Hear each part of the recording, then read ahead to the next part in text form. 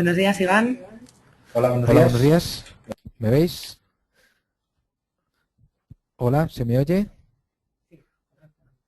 Vale, perfecto. Bueno, buenos días a todos. Como me ha introducido Ana, mi nombre es Iván Rodríguez. Soy parte del departamento de consultoría a nivel de EMEA, Principal Consultant.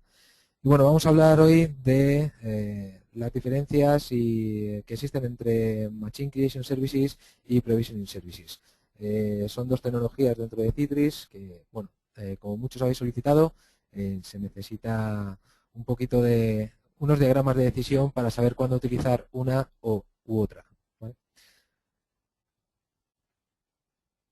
Bueno, esta es la agenda. Vamos a ver los modos de entrega de los distintos dispositivos, cuándo usar uno, cuándo usar otro, un poco de arquitectura de PVS y MCS, novedades, un caso real y algo de troubleshooting de Provisioning Services, que ha sido una consulta que nos habéis transmitido muchos de vosotros. Bueno, dentro de los distintos modos de entrega, pues podemos ver que tenemos PVS por un lado y MCS por otro. Entonces, dentro de PVS podemos dar servicios, podemos dar dispositivos en modo stream, tanto a un VDI como a un dispositivo físico. Muchos de vosotros nos habéis preguntado en varias ocasiones si PVS va a seguir dentro de nuestro ciclo de vida. Y sí, va a seguir durante al menos algún tiempo, porque hay muchos clientes a día de hoy que están utilizando entornos físicos, entonces hay que distribuir tanto caso de Blade PC, por ejemplo, o servidores de SNAP en entorno físico. Luego podemos ver entornos stream con PVD, que esto solo nos puede dar servicios VDI. En el caso de Machine Creation Services, pues podemos también crear entornos tipo pool. PVS Stream es tipo pool también. De esta manera podemos dar tanto escritorios en modo random, es decir, un usuario hace login y se le va a dar el primer escritorio que esté disponible, o se les puede asignar un entorno dedicado a ese usuario, de tal manera que cada vez que entre el usuario va a hacer login en el mismo VDI o en el mismo VDI. En el caso de dedicado, puede ser un dedicado asignado manualmente a ese usuario, de tal manera que previo a la utilización de este VDI, el usuario ya tiene asignado su desktop para poder hacer login en él. O bien decirle, en el primer uso vamos a crearte un VDI dedicado para ti. En el caso de un asignado con PVD, pues se comporta de la misma manera que un entorno Poolet estático, ¿vale? O sea, asignado directamente. Luego dentro de los podemos tener máquinas en nuestro entorno que estén existentes, que ya estén funcionando en nuestro entorno virtual. Bueno, les podemos convertir a un modo pool de tal manera que cada usuario pueda hacer login en esa máquina. O bien se las puede asignar y de manera estática, pues como teníamos en los entornos MCS dedicados. ¿De acuerdo? Y el modo físico, bueno, pues seguimos pudiendo provisionar a físico tanto en Poolet como en asignado estático, ¿vale? De la misma manera.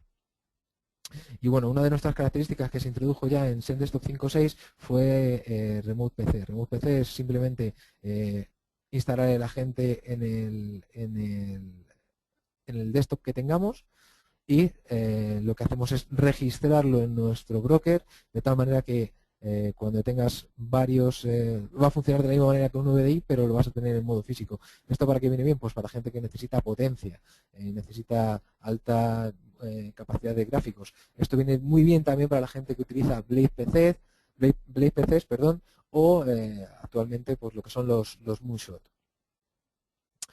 Bueno, y esta es este es el árbol de decisión más importante que tenemos a la hora de decidir entre MCS y PVS. Este árbol de decisión es un poco antiguo, os he puesto dos, he puesto este y luego otro posterior, porque este es más o menos del 2011, el que os voy a presentar después es del 2013, entonces bueno, hay pequeñas diferencias, no son muchas, pero sí a la hora de tener en cuenta, sobre todo en las versiones, porque este que tenemos aquí no había todavía SendDesktop 7, pero nos ayuda mucho a la hora de ver si vamos a MCS o a PVS. También hay que tener en cuenta una cosa muy importante, y es que son dos tecnologías que nacieron, bueno, PVS tiene un poco más de tiempo en el mercado, pero no ha habido cambios significativos a la hora de tomar decisiones en cuanto a uno u otro. Va a ser más o menos la misma desde hace 2 o 3 años, ¿de acuerdo? Entonces, ¿cuándo se utiliza Machine Creation Services? O sea, si vamos a grosso modo, pues para términos de POC, pilotos, demostraciones, cuando tenemos que hacer testing de determinadas soluciones o cuando vamos a dar escritorios VDI solamente. Bien, bueno, ¿cuándo utilizar Provisioning Services? Bueno, se puede utilizar para lo mismo que los casos anteriores, pero sobre todo cuando tenemos pues entornos muy grandes de VDI o cuando queremos utilizar modos FlexCast con desktop mixtos, ¿vale? Distintos tipos de desktop. Entonces, si seguimos el árbol de decisión, bueno, lo más importante es que si lo que queremos es tener solo desktop, las empresas grandes podrán hacer un mix entre lo que es PVS y MCS, y las empresas que tengan un entorno pequeño, bueno, pues con MCS supongo que serán suficiente. También todo esto depende y hay que estudiarlo antes de poder hacer un deployment de este tipo, ¿de acuerdo? Si nos vamos a un entorno dedicado, puramente dedicado, lo suyo es ir a MCS. Al fin y al cabo, las máquinas van a estar mm, corriendo cuando el usuario haga login, o muchas veces se dejará en el entorno hasta con las aplicaciones corriendo. Ellos se irán, se moverán del trabajo a casa o viceversa, o estarán de fin de semana y dejarán la máquina ejecutándose. Entonces, lo que son ese tipo de máquinas no nos consumen muchos recursos en cuanto a almacenamiento. Con un entorno MCS sería suficiente. Si ya estamos hablando de temas de tormentas de login, ¿no? Logon storms, o que haya procesos amplios, largos de boot, que haya muchos usuarios que tengan que pedir un desktop al mismo tiempo, esto lo que hace es incrementar las IOPS.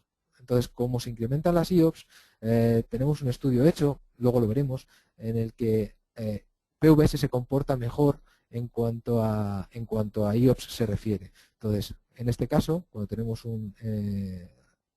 cuando muchos usuarios requieren desktop, es mejor ir a PVS. En el caso de que haya Blade PCs, pues también es mejor utilizar PVS. No es que sea mejor, es que es la única solución, porque MCS no te permite provisionar a físico. ¿Vale? Una de las grandes diferencias que hay entre las dos soluciones es que MCS solo es virtual y PVS te da la solución de poder ir a físico o a virtual. Te puede provisionar tanto en físico como en virtual. Cuando hablamos de almacenamiento, bueno, Provisioning Services trabaja prácticamente con cualquier solución de almacenamiento SAN y NAS. ¿Vale? MCS es un poco más complicado, sobre todo cuando estamos hablando de almacenamiento compartido. Y si no se puede utilizar un almacenamiento compartido, pues la solución es ir a PVS. Es lo más sencillo.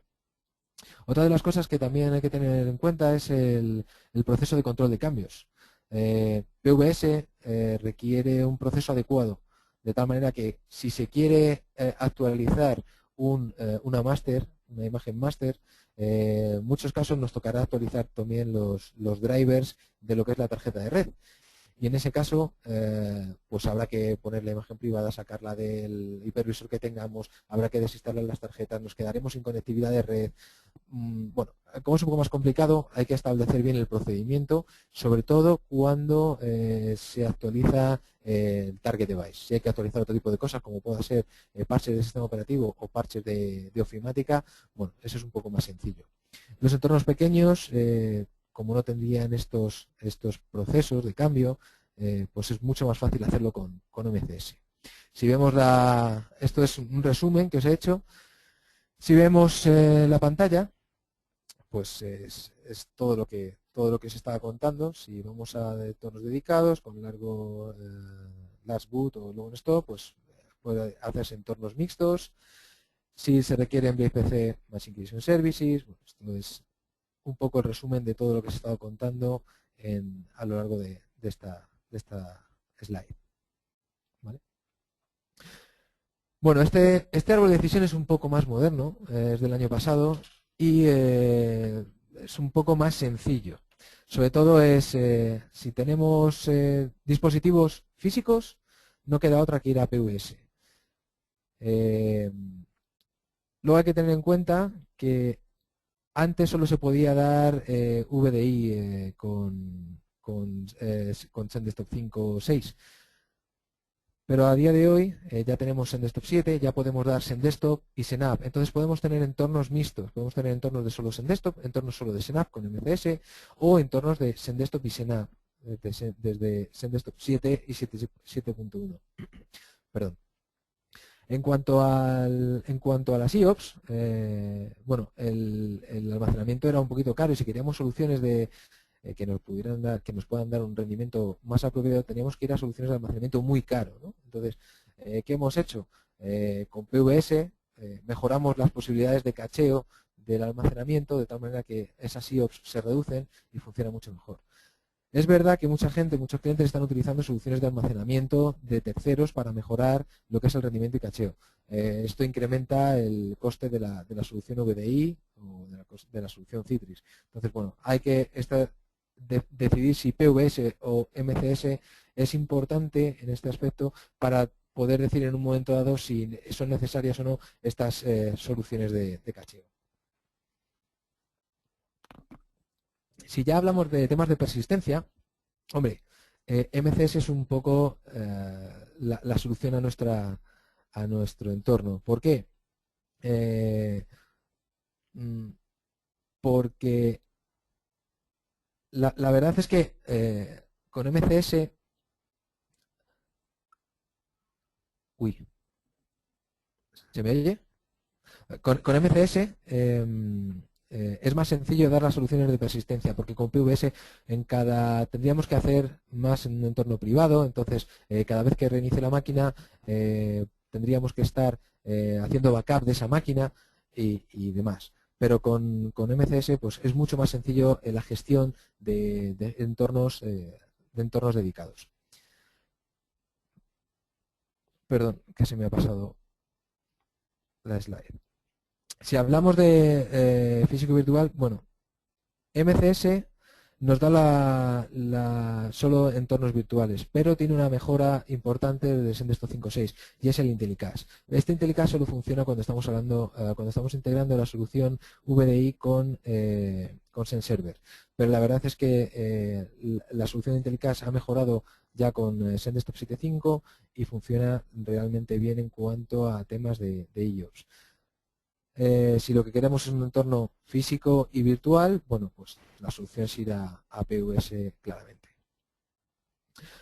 Beneficios de PVS, bueno, pues en cuanto a administración se puede hacer provisionado de simple. Podemos asegurar la consistencia de la creación de esa imagen, es decir, todo el mundo va a recibir la misma imagen en todo momento. Y otra casuística muy importante es eliminar el hot standby, ¿no? Los servidores hot standby. ¿Esto qué es? Pues tener servidores corriendo en el data center para que tenerlos listos para que los usuarios puedan hacer login en cualquier momento y poder utilizar tanto lo que son los desktops como son las aplicaciones. ¿Vale? En este caso, si necesitamos, teniendo PVS, solo necesitamos tener una máquina conectada para que en el momento que se necesite más potencia, arrancarla, te cogerá la imagen del PVS y entonces se podrá ejecutar. En cuanto a flexibilidad, bueno, lo que estaba contando. Cuando arranca la máquina, podrías tener N máquinas en ese pool, de tal manera que al arrancar se le aprovisionaría directamente la imagen master y entonces podríamos incrementar, hacer un scale out de esta solución de VDI o de SENAP. ¿Vale? También lo que hacemos es reducir el tiempo requerido para hacer despliegues de distintas imágenes. Podemos tener distintas imágenes en nuestro servidor de PVS, de tal manera que para un entorno necesitemos la imagen 1 y para el otro entorno necesitemos la imagen 2. Podemos hacer streaming de físico y virtual. Esta es prácticamente la clave de PVS. Se soporta alta disponibilidad no solo de los servidores, sino de las imágenes. Y bueno, podemos hacer un instant restore, de tal manera que si si tenemos un fallo en una de nuestras imágenes, solo tenemos que volver atrás, decirle a los usuarios que tienen que reiniciar la máquina y volveríamos a la imagen anterior. Con MCS, bueno, lo más llamativo de MCS es que es una instalación sencilla, no tiene mucho misterio. Está totalmente integrado con la creación de una nueva máquina. La administración de MCS es mucho más sencilla que la de PVS en términos de creación de la máquina, asignación del VDI, no necesitas otra consola, o sea que es mucho más sencilla. Otra de las características más importantes, que el entorno de red es mucho más sencillo. Solo necesitas una tarjeta de red, no son necesarias dos. Bueno, el tema de tener dos tarjetas con PVS es otra discusión, que si queréis luego lo podemos comentar un poquito por encima, pero no es MCS no es un entorno complicado en cuanto a networking. No se necesita nada más allá de la instalación del cliente VDA en la imagen de MCS, ¿vale? Mucho más sencillo. Está muy optimizado para los distintos entornos de hipervisor, sobre todo últimamente funciona muy bien con los hipervisores de Microsoft, con Windows 2012 y por supuesto hay que invertir poco en un despliegue de MCS. La versión actual que tenemos en el mercado para Provisioning Services es la 7.1. Me preguntaréis, oye, ¿por qué no sale abajo en lo que es la parte de en el cuadrito que tengo abajo, que sale solo Provisioning Services 6.x? Bueno, pues esto es un pequeño fallo de nuestra web. Debería de estar Provisioning Services 7.1, 7.x. Es la versión que hemos sacado para integrar con SendDesktop 7.1 y 7.5. Y bueno, esas son las versiones que tenemos actualmente. Provisioning Services 5.6 dejó de estar disponible en 16 de mayo de 2014, perdón, y la versión 6, bueno, pues dejará de estar disponible el 17 de junio de 2015. Para las versiones de Provisioning Services 7 estará disponible pues durante todo el periodo de vida de las soluciones de SendDesktop 7.5. Con respecto a la versión 6.1 de Provisioning Services, el último parche que tenemos en el mercado, en nuestra web, es el parche 20, que arregla muchísimas cosas, sobre todo de cuando las máquinas empiezan a hacer rebalanceos, ¿vale? O acceso a la consola cuando tienes las distintas versiones de consola instaladas en distintos servidores. Y para la versión 7.1 se está desarrollando un parche de servidor y consola que estará en nuestra web para descargar próximamente. Esperemos que antes de julio. Con respecto a MCS, bueno, pues la versión que tenemos actualmente es bueno, esa, la que viene con SendDesktop. MCS va a ser actualizado siempre con las versiones de SendDesktop como parte de SendDesktop. Con respecto a la versión 5.6, el último parche que tenemos es el Update 9, ahí tenéis el enlace. Y con respecto a la versión de SendDesktop 7, pues tenemos el Hotfix Update 1. SendDesktop 5.6 dejará de estar disponible por allá en 2020, o sea que tenemos tiempo de sobra. Y con SendDesktop 7 pasa algo similar. También hay que decir cosas que comentar. Cuando tenemos SendDesktop 5.6, el VDA nos vale para integrarnos en una solución de SendDesktop 7. Eso es una cosa importante. Y luego, SendDesktop Provisioning 7 no se puede utilizar para entornos de SendDesktop 5. En cuanto a arquitectura, bueno, no ha cambiado mucho en los últimos tiempos. Podemos ver que tenemos a la izquierda todo lo que son los dispositivos que se están conectando a nuestro entorno de provisioning. Tenemos que tener en nuestro entorno servidores de DHCP, un entorno PXE y un entorno TFTP. El PXE con la nueva versión, bueno, podemos casi obviarlo porque funciona con BDM. Bueno, estos son los puertos que se utilizan. Podéis encontrar el artículo de los puertos comúnmente utilizados por Citrix en un artículo en nuestra web y bueno, pues parte de esos puertos son estos de aquí. Como truco, bueno, todo lo que son estos puertos que tenemos del 6910, 6930 para provisionar target devices pueden ser modificados para si tenemos un entorno de gran escala y se puede poner del 6910 al 6950 o al 6970.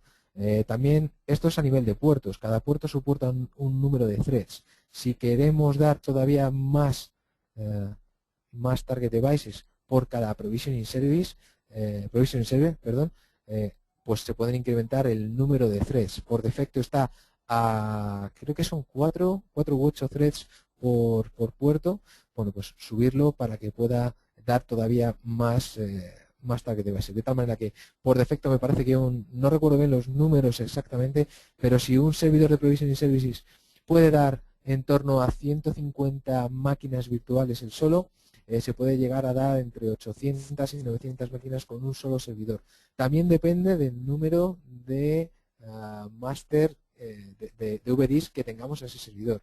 No es lo mismo decir que un servidor tenga un solo VDIS que provisionado para todo un parque de VDIs, de target devices, que decir que tengo varias imágenes que tengo que cachearlas en mi memoria para distribuir esa imagen a los distintos target devices. ¿Vale? O sea que eso también hay que balancear un poco qué es lo que queremos. Si queremos dar solo un VDI, si queremos dar varios VDIs, tenemos un entorno que sea VDI y SENAP o un entorno físico, etc. ¿Vale? Bueno, y luego pues el resto es necesario tener conectividad con el directorio activo por el tema de cambiar la contraseña de la cuenta de máquina, sobre todo porque PVS se encarga de hacer esta gestión. El almacenamiento la conexión con el almacenamiento, CIFS o NFS. La recomendación, lo veremos más tarde, es NFS. Un servidor de licencias y una base de datos. Luego hablaremos un poquito, bueno, os puedo comentar sobre la base de datos. Cuando hacemos un despliegue, uno de los trucos es dejar que la propia instalación de PVS instale la base de datos. Si tenemos un entorno en el que el DBA tiene su propio entorno y no quiere darte acceso a una instancia de SQL Server o no quiere que tú le crees la base de datos, hay que decirle que por favor que la cree con 19 megas como máximo de base de datos y 1 mega de fichero de log. Si nos pasamos de esos datos no podremos instalar Provisioning Services. Nos va a dar un error a la hora de conectar con la base de datos, bueno, a la hora de configurar. Entonces es mejor, si hablamos con el DBA, somos amiguetes de él, decirle, oye, mira, déjame que en el momento de la instalación lo que voy a hacer es conectarme a la instancia y te creo la base de datos automáticamente. Nos eliminaremos problemas. Pero esto es un truco. También depende del cliente en el que estemos trabajando y si el entorno es grande o es pequeño. ¿Vale? También tened en cuenta una cosa, el tamaño inicial de la base de datos de provisioning es de 20 megas. Con 50 megas podríamos hablar de darle a un entorno en torno a 5.000 dispositivos, solo con 50 megas. O sea que no es una base de datos muy grande. También tenemos la opción de hacer que PVS trabaje durante un tiempo sin conectividad a la base de datos. De tal manera que los entornos que están ya arrancados pueden seguir trabajando en el caso de que se caiga la base de datos. Pero si un nuevo usuario tiene que conectar, pues a lo mejor tiene algún problema de conexión. ¿De acuerdo? Bueno, otra de las preguntas que nos hacéis también habitualmente es cómo distribuir las distintas granjas de Provisioning Services. Bueno, pues se puede tener en el caso de que el cliente tenga dos sites, ¿vale? Dos CPDs, se puede compartir una misma base de datos, se puede compartir el mismo servidor de licencias, hasta se puede compartir el mismo almacenamiento, ¿vale? Luego en el site 1 pues tendrás un número de servidores de Provisioning Server y en el site 2 tendrás otro grupo de servidores de Provisioning Services que pueden dar servicio a distintas colecciones, ¿vale? O pueden hasta dar servicio a distintos VDIs, aunque compartan la misma base de datos. También hay que ver latencias entre los distintos sites para ver si aplica o no aplica. Una de las cosas que suelen hacer nuestros clientes es tener un almacenamiento compartido tipo CIFS y tener los VDIs en ese almacenamiento compartido. Entonces, en este caso tendríamos, para dar mayor disponibilidad a la solución, pues sería tener un almacenamiento compartido en el site 1 y otro en el site 2 y que se estén replicando de tal manera que en el caso de caída de un site, el otro site pueda dar todos los servicios a todos los target devices. Habría que utilizar bueno, métodos de replicación entre cabinas o directamente, si es entorno CIFS y tenemos un filer tipo NetApp, pues podríamos utilizar Robocopy directamente para copiar las imágenes, los VDIs entre los distintos almacenamientos. En cuanto a MCS, bueno, MCS es un poquito más sencillo en este aspecto, ya que tendríamos un hipervisor, el que está atacado, bueno, MCS cuenta con 3 servicios, que son el servicio MCS, que es el que se encarga de crear las máquinas, el servicio MIS, que es el que habla con el disco identidad, ¿vale? Y luego el servicio de identidad de directorio activo, que es el que habla con el directorio activo para la creación de cuentas de máquina y para la asignación de los usuarios a esas cuentas de máquina, ¿vale? Tenemos el broker por aquí, pues el usuario vendría a pedir una máquina, un servicio, una máquina, entraría por el broker y entonces a través de este flujo pues podría el MIS Agent, que es el que habla con el broker, le daría el desktop. Este MIS Agent que tenemos aquí está instalado, se instala directamente con el agente VDA, ¿vale? O sea que no hay que hacer mucho más, es preparar una máquina, instalar el VDA, tener un snapshot y decir, quiero crear 50 máquinas. Y a través de ese snapshot crearíamos las máquinas.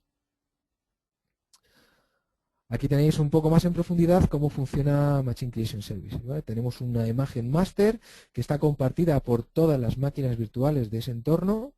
Tendríamos un disco de identidad que está en un almacenamiento compartido, ¿vale? Todo esto es el almacenamiento, el disco de identidad, que cada usuario, cada máquina tiene su disco de identidad y un disco diferencial. Este disco diferencial es donde residen toda la información del usuario que ha hecho login en ese momento.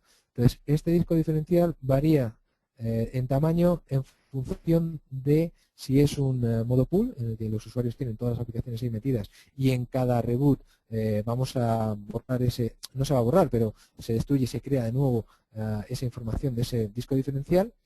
En el caso de que sea un dedicado, pues este disco diferencial va creciendo en función del uso del usuario.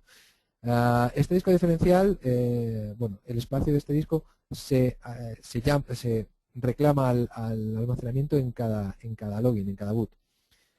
Y el disco de identidad, bueno, tiene muy poco espacio, son unos K nada más, pero es un espacio persistente en ese storage. Aquí tenemos el proceso para crear un entorno de VDI con Machine Creation Services. Tenemos una máquina virtual master, que la tenemos en un almacenamiento, que está aquí. Entonces lo primero que hay que hacer es un snapshot, ¿vale? El snapshot, aquí lo que hacemos es crear, hemos creado el template, hacemos el snapshot. Este snapshot se crea, se pasa como un disco base, disco imagen para todas las máquinas virtuales que se estén conectando en ese momento. Entonces todos los usuarios van a tener esta base, este disco diferencial y este disco de identidad, ¿vale? Este es un ejemplo de Machine Creation Services. En cuanto a almacenamiento PVS y MCS, esta creo que será la parte que más os va a gustar. Bueno, en cuanto... Bueno, casi todo el almacenamiento es compatible con nuestras soluciones. Como veis ahí, bueno, pues tanto SenServer, VMware, Hyper-V, trabajan con esos modos de almacenamiento. El recomendado siempre va a ser NFS, trabajamos mejor con modos NFS. Además, ¿por qué? Bueno, en el caso de un entorno SAN, estamos hablando de que se provisionan todas las máquinas virtuales en modo bloque.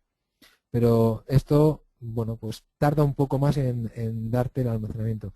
En cambio, si estamos utilizando un almacenamiento tipo NFS, tipo NAS, es un filer. Entonces, como es un almacenamiento de archivo, tarda menos en provisionar todas nuestras máquinas, ¿no? Por eso vemos aquí que el mejor es NFS. Hyper-V en este caso tiene que ser CSV porque no soporta NFS. En cuanto a configuraciones, bueno, tenemos, en caso de Provisioning Services, pues tenemos un hipervisor que es el que gestiona las máquinas virtuales, tenemos un servidor de provisioning que puede ser físico o virtual, ahí ya depende de lo que queramos distribuir por streaming, que cachea. Siempre hemos recomendado el ir con físico por el tema de cachear lo que se va a distribuir en RAM.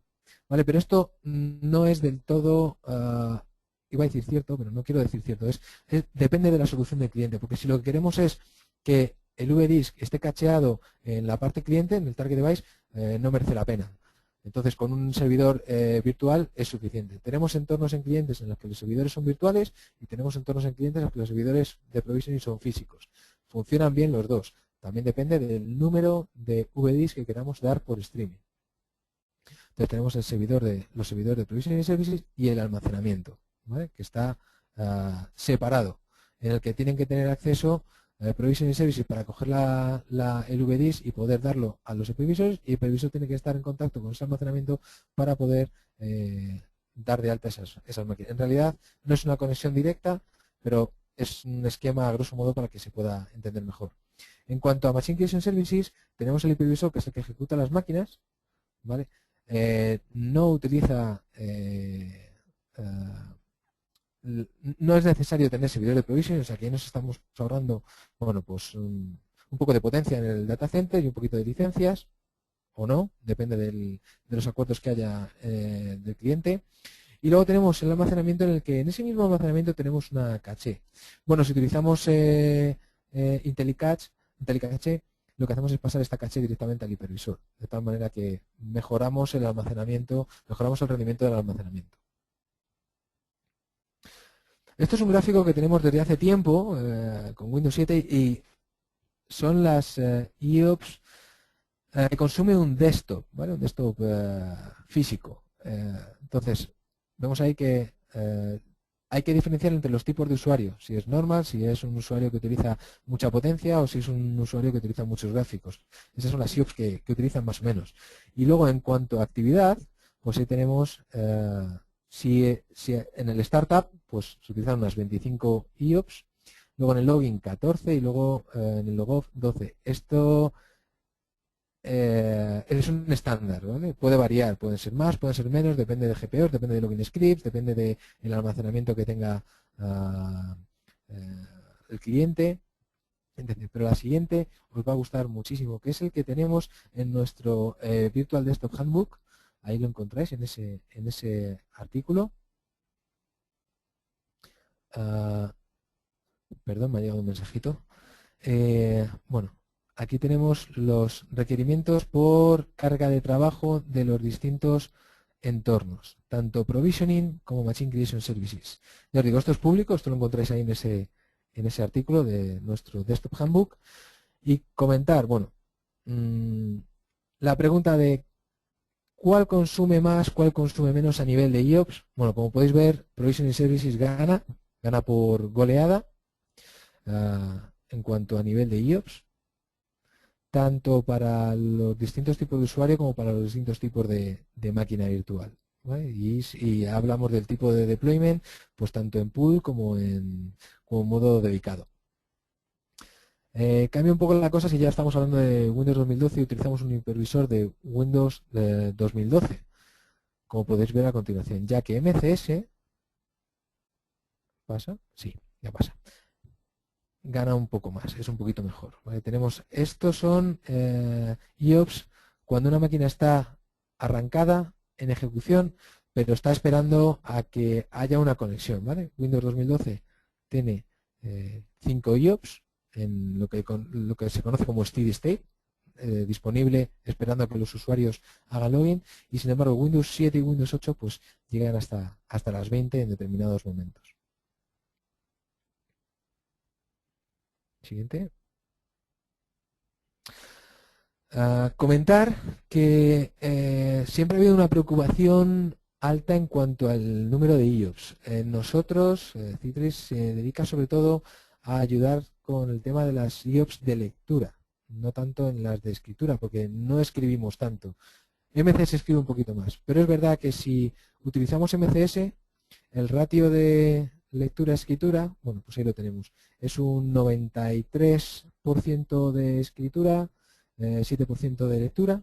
Con Windows 8 hay mucha más lectura que escritura, se igualan prácticamente, y con Windows 7 pues hay un 40% de lectura y un 60% de escritura. Estas son preguntas que nos habéis hecho habitualmente. Y bueno, si tenemos que basarnos solo en IOPS, y recalco, si hay que basarse solo en IOPS, PVS y MCS en Windows 2012 son muy similares, ¿vale? Con 90-95% de escrituras. En cuanto al apartado de networking, bueno, comentaros que estos son los puertos que se utilizan en provisioning, no han cambiado mucho, siguen siendo los mismos desde provisioning 5. Son puertos que hay que abrir en el firewall en el caso de que haya un firewall por medio. La recomendación es que no haya firewall.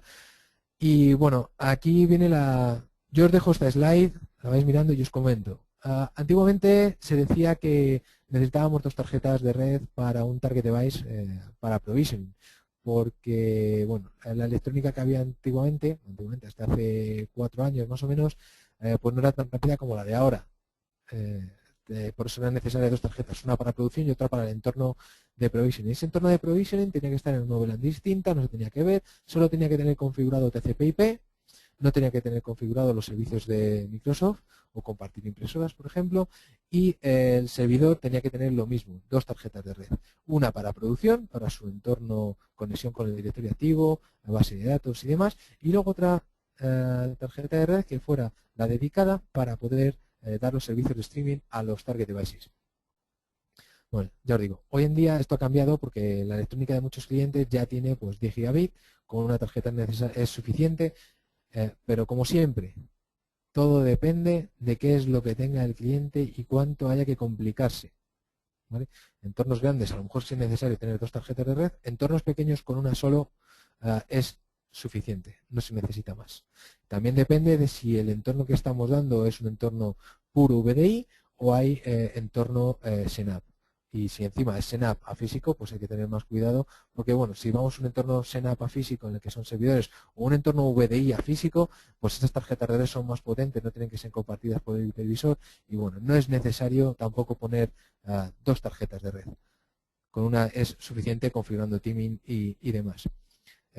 Comentaros de los trucos. Cuando estamos hablando del server to target, segunda casilla, los puertos por defecto son del 69 y del 6930, se pueden incrementar, ¿vale? A 6950. Perfectamente. Tenemos un artículo en el que nos dice exactamente qué modificar para poder dar más dispositivos, más target devices. El puerto de la consola del SOAP Service S54321. TFTP utiliza el puerto UDP69, como siempre.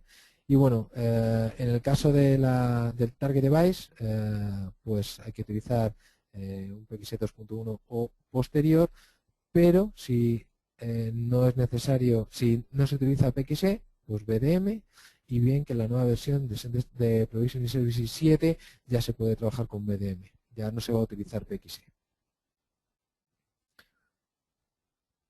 Como veis, no hablo de requerimientos de red para MCS, puesto que lo único que necesitamos es un escritorio, un template. Ese template tiene que tener un snapshot, ese snapshot tiene que tener una conexión de una tarjeta de red y la provisión no se va a realizar por la tarjeta de red, se va a realizar por un método interno. Entonces, no es necesario. ¿Qué novedades trae la nueva versión de PVS? Bueno, pues hay una nueva utilidad que se llama Provisioning Services Imagine Utility, que se basa en la clonación de soluciones en modo bloque con Volume Shadow Copy, el Run Red Cache, ¿vale? Con overflow en el hard disk. ¿Qué es esto? Que en un momento dado, si esa tarjeta, si esa target device que lo que tiene es la caché en la RAM, hubiera algún problema con esa RAM, ese servidor que tiene que está cachando la RAM, porque lo que queremos es cachar en la RAM para dar mayor eficiencia a ese target device, falla, si ese provision service falla, lo que hace es tener una copia en el hard disk, en el disco local del target device para poder seguir en ejecución. Tenemos soporte para Windows 8 y Windows 8.1, tanto 32 como 64 bits. Soporte para Windows Server 2012 y R2. Ahí tenéis un enlace con el tema de los licenciamientos. Soporte para IPv versión 3 en Windows 2012. Bueno, las nuevas versiones de Microsoft, tanto System Center, Configuration Manager como Virtual Machine Manager, R1 y R2. Soporte para SQL 2008, R2 y SQL 2012. Con PVS7 ya no va a estar soportado SQL 2005. Y luego otra pregunta que nos hacéis mucho es ¿qué alta disponibilidad le puedo dar a la base de datos? Bueno, a día de hoy se puede dar mirroring o cluster para base de datos. Con SQL 2012 pues ya, bueno, con PVS7 ya no va a estar soportado mirroring. Habría que utilizar Always On, que es una evolución del mirroring, o bien cluster. ¿Cuál es mejor, cuál es peor? Bueno, eso ya, en mi opinión, depende de la alta disponibilidad que tengan que tener los servicios de provisioning, teniendo en cuenta que provisioning puede trabajar en un rato sin conexión a base de datos. Bueno, cualquiera de las dos son bienvenidas. ¿Qué más? Bueno, pues tenemos una mejora en el SendDesktop Setup Wizard. Podemos crear, se integra directamente con SendDesktop y entonces la creación de catálogos es mucho más sencilla. BDM crea automáticamente el boot device file, no es necesario PXE, es lo que os estaba comentando en las slides anteriores. Se minimiza el tiempo de la creación de catálogos, se clona el disco de red cache en la plantilla para mejora de rendimiento. Bueno, soportamos IP estática, se soportan distintas NIC por cada VDI en modo privado. Esto es importante porque mucha gente se quiere conectar a distintos, lo utilizan como un entorno en plan stepping stone para conectarse a distintos clientes utilizando distintas tecnologías. Entonces, esto es lo que nos va a dar este soporte. Y tenemos el VDA de la versión de SendDesktop 5 soportado. Para el modo de administración integramos los roles con SendDesktop, o sea que podríamos delegar la creación, la administración de PVS tal y como se hace a día de hoy con SendDesktop. ¿Vale?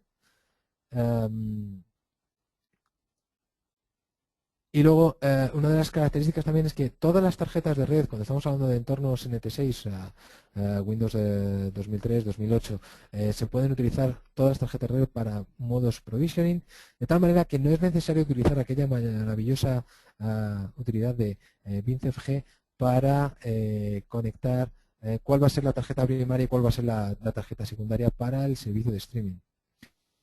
Otra de las características es que PVS cambia el modo de Legacy a Synthetic cuando estamos hablando de un entorno Hyper-V si ambas tarjetas existen en la misma subred.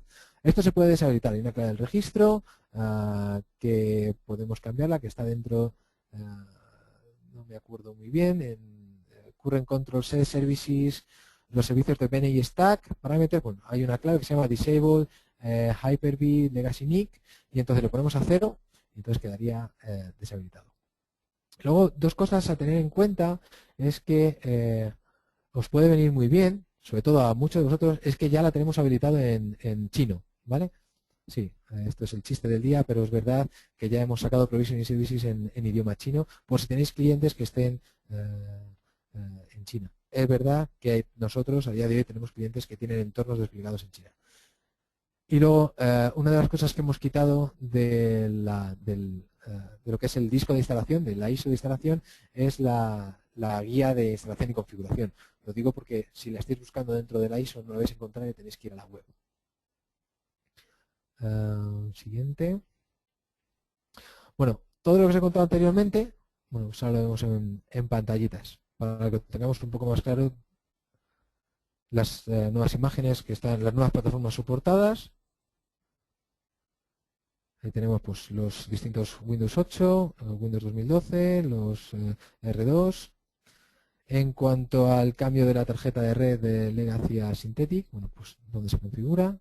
Muchos ya lo conocéis, pero por si acaso no está de más poner unas pantallitas donde se configura el BDM en vez del PXE, ¿vale? Esta casilla de aquí, BDM Disk. es un fichero de configuración que te crea una partición en el disco de la imagen. ¿Vale? Soporte para SMB 3.0. El RAID Cache está soportado o el almacenamiento en el VDIS, o sea, podemos tener las dos.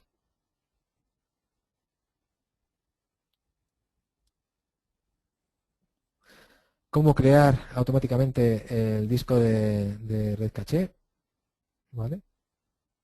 Se crea automáticamente. Ahora veremos cómo queda en el target device. Aquí vemos que tenemos los tres discos. Bien, pues el primero es el de BDM, el segundo es el de Red Cache y el tercero es el que tú le estás dando al PVDisk, ¿vale? Al Personal VDisk. Entonces, este disco va a ser permanente para el usuario. Este disco va a ser el de la caché. ¿Cuánto espacio hay que darle? Bueno, pues depende del sistema operativo que tengamos y depende de la cantidad de aplicaciones que tengamos instaladas en esa imagen. Y luego, bueno, pues 8 megas para la partición de BDM. En una máquina local, si un usuario pudiera ver el administrador de discos, esto es lo que vería. Vería tres discos, el primero sería el de BDM, el segundo sería el de Red Cache y el tercero sería el Personal VDisk, donde el usuario guarda toda su información personal o aplicaciones que instale él ad hoc. En cuanto a novedades MCS, bueno, comentaros que análogamente a PVS, MCS no ha cambiado mucho, ha metido mejoras, obviamente, puesto que hemos evolucionado el producto, pero no son esas mejoras, no tenemos una diferente arquitectura entre las versiones de MCS 5.6 y MCS 7.5. ¿De acuerdo? Entonces, lo bueno, esto viene de SendDesktop 7, MCS 7, que solo es necesaria una única activación de Windows y Office 2010 para cada máquina virtual. Se habilita KMS para registrar cada máquina virtual como una sola máquina separada, distinta. Ahí os paso el enlace con los pasos para poder hacer toda esta actuación sobre KMS, sobre la activación. Se automatiza la generación de inventario PVD. Antes había que estar lanzando el inventario cada X tiempo, dependiendo de si cambiaba la imagen, si había un crash de la máquina virtual por parte del usuario. Bueno, pues ahora se automatiza mucho más rápido. DHCP se habilita automáticamente durante la preparación de la imagen y luego hay alguna mejora en los PVDs, como es la simple administración de la imagen, mientras los usuarios se pueden seguir instalando aplicaciones, es decir, la máquina sigue arriba, está funcionando para el usuario, pero tú estás, como administrador, tú estás manejando la imagen y puedes trabajar con ella. Mejoras en IntelliCache, un modo más eficiente, los soportes a las distintas tecnologías de Microsoft, R2, soporte de VHDX, ¿vale? Solo con Hyper-V versión 3 y soporte de SMB 3.0, también solo con Hyper-V versión 3.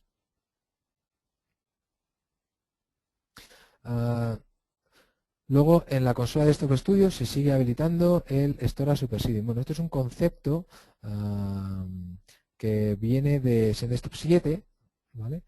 Que lo que hacemos es configurar un almacenamiento en modo de que no se puedan crear más máquinas virtuales en ese almacenamiento, de tal manera que las siguientes máquinas virtuales se crearán en otro almacenamiento. Pero los usuarios pueden seguir trabajando en ese almacenamiento que ya tenían máquinas. ¿Para qué es bueno esta opción? Pues para las migraciones de almacenamiento, es decir, un almacenamiento se ha quedado obsoleto, pues migramos a uno nuevo. Para cuando el almacenamiento está completo, ¿vale? Pues decir, vamos a poner otra unidad en otro sitio para que los usuarios puedan seguir utilizando otras máquinas, o cuando haya un decommissioning de almacenamiento, de tal manera que, bueno, pues este le queremos quitar, queremos poner otro, o queremos moverlo a otra ubicación, ¿vale? En cuanto a caso real, bueno, personalmente estuve en este entorno, teníamos un cliente que tenía hasta 2.500 VDIs por CPD, que todas las mañanas se arrancaba, ¿no? Todas las mañanas a las 6 de la mañana tenía que estar listo el entorno para poder dar servicio a los 2.500 usuarios que estaban trabajando. En cuestión de 10 minutos teníamos ya 500 máquinas listas, en media hora podíamos tener todo el entorno listo para el usuario, para lo que todos los usuarios pudieran trabajar perfectamente. ¿Vale? Se tardaba menos de 3 segundos y medio desde el login del usuario hasta el despliegue del escritorio, ¿vale? Con todas las aplicaciones desplegadas. Bueno, PVS es una gran tecnología. Si se configura correctamente, probablemente para este tipo de entornos es lo mejor que hay, ¿vale? MCS sería un poquito más lento para desplegar tantas máquinas en lo que es una tormenta de red. En cuanto a troubleshooting de PVS, bueno, hemos sacado al mercado la nueva versión de las PVS de Data Tools, que tiene el Data Collector y el Predictive Support. Antes teníamos el parser lo hemos quitado para poder poner el Predictive Support. Bueno, ¿qué es lo que hace el Data Collector? Bueno, pues te saca toda la información del sistema, como los logs de eventos, la configuración de TCP y UDP, los logs de PVS, la configuración de PVS y bueno, pues lo que es la granja, el servidor, la colección, etc. de lo que pueda estar pasando en ese momento en esa granja. En cuanto a Predictive Support, bueno, pues tenéis ahí la pantalla, solo tenéis que hacer login en taas.citrix.com, que es TAAS, ¿vale? Con 2 AES, ponéis vuestro usuario, subís los logs y automáticamente el sistema os dará una información de qué es lo que está pasando en vuestro entorno. Bueno, los common issues que tenemos, os he comentado antes un par, ¿vale? Dejar al wizard hacer el trabajo por ti, es decir, dejar que se configure la base de datos, por ejemplo, lo que os comentaba anteriormente. Siempre tratar de hacer una instalación limpia como primer paso, no intentar reinstalar o cambiar configuraciones, porque al final, bueno, pues eso nos lleva a mayor problemas. Si el wizard no funciona, bueno, lo mejor es crear de nuevo la imagen y utilizar SendConvert, ¿vale? En el caso de pasar una máquina a un entorno VDISC, bueno, pues ya sabéis el procedimiento, se puede hacer con la consola de Provisioning Server o lo podemos hacer directamente. Si la consola PVS no nos dejaba funcionar, pues utilizamos SendConvert, nos pasará directamente el VDISC a la consola de PVS y podremos trabajar. Podemos utilizar BNImage si todos los pasos anteriores no nos funcionan. Es un procedimiento muy fácil. En cuanto a las cuentas de máquina, esto es algo que también pasa a menudo, hay que tener en cuenta que hay varias configuraciones. Hay que saber si el directorio activo está configurado para cambiar las cuentas de máquina del VDIS, si no, si es el PVS, si es el VDIS el que está configurado para esto. Entonces, saber dónde está configurado para el cambio de la cuenta de máquina. Si a la hora de provisionar las máquinas, al 8º día, nos damos cuenta que no podemos hacer login porque la cuenta de máquina ha perdido la relación de confianza con el dominio, es por esto.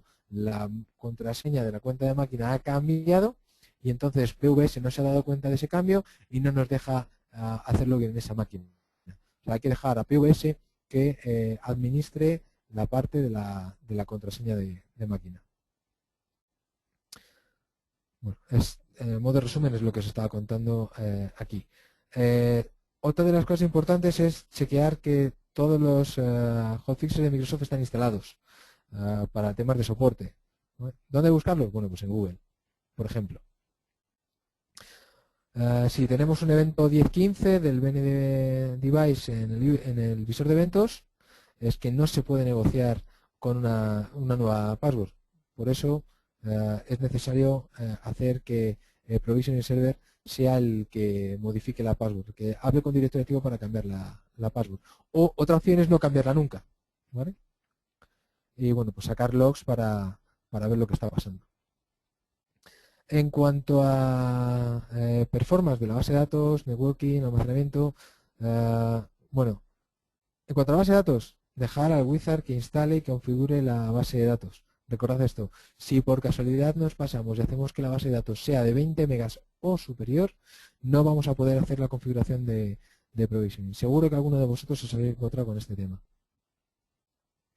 Luego tenéis ahí pues las dos Best Practices Guides a la hora de configurar PVS. Bueno, si tenemos configurado el Intermediate Buffering de vSphere, bueno, pues tened en cuenta esta consideración, deshabilitarlo si no es necesario. ¿Ok? Y esta también es buena. En la configuración de PVS hay varias casillas. Hay una de ellas que te dice que el Interrupt Safe Mode hay que hacerlo que no esté habilitado. ¿Vale? Si lo dejamos habilitado, vSphere puede dar problemas a la hora de arrancar las máquinas, que seguro que lo habéis encontrado también en alguna de vuestras integraciones en clientes. Si en algún caso tenéis algún problema con los target devices o con el provisioning, bueno, pues utilizar una herramienta de Network Monitor para saber qué es lo que está pasando. Si los puertos están correctos, si los threads están correctos, si hay un firewall por medio, eh, que esté con problemas a la hora de provisionar las máquinas. Bueno, esto es todo por mi parte. Creo que he cumplido el horario, 56 minutos y medio. Si tenéis alguna pregunta que pueda solucionaros ahora mismo online, o bien si cualquier otra pregunta, pues tenéis mi correo, podéis enviarme cualquier pregunta offline. ¿De acuerdo? Hola Ana, Iván, ¿estás por ahí? sí, parece que no hay ninguna pregunta online ahora mismo, entonces pues bueno, no sé si Eso es tenéis que les ha alguna. quedado a todos muy claro. Sí. Pues nada, agradeceros a todos que hayáis estado con nosotros en la sesión de hoy. Os mandaremos un link con la presentación y la grabación de la sesión y si tenéis alguna preguntita, no dudéis en mandarnos un correo bien a mí o bien a Iván para que os lo podamos contestar. Pues no. Mira, he visto que acaba de entrar una pregunta, vamos a ver si podemos. No, es simplemente un gracias. Con lo cual, bueno, pues vamos a dar finalizada la sesión y lo dicho, si tenéis alguna pregunta que queráis que os contestemos en concreto, pues nos enviáis un correíto y nos lo hacéis saber. Muchísimas gracias a todos. Muchas gracias.